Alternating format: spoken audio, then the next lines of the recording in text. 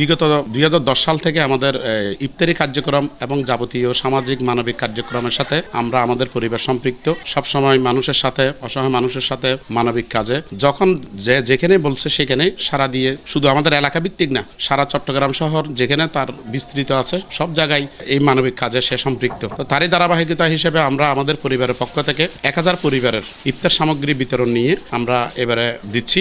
আমার পরিবার বিগত 2010 সাল থেকে আমরা মানবিক সাহায্যে মানুষের আপদে বিপদে আমরা ছুটে যাই।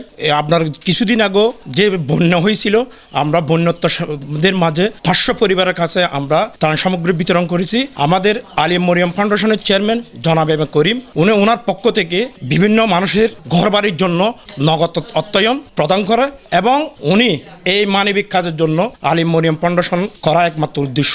এম এ করিম এবং তার পরিবার সহকে আমরা এলাকাবাসী কৃতজ্ঞ এবং ধন্যবাদ। প্রায় 15 বছর যাবত থেকে আমি দেখে আসতেছি এদের কার্যকলাপ। আসলে এগুলো খুব সুন্দর, সমাজ সুন্দর রাখার জন্য এগুলো করে যাচ্ছে। আমি তাদের পরিবারের জন্য দোয়া করি।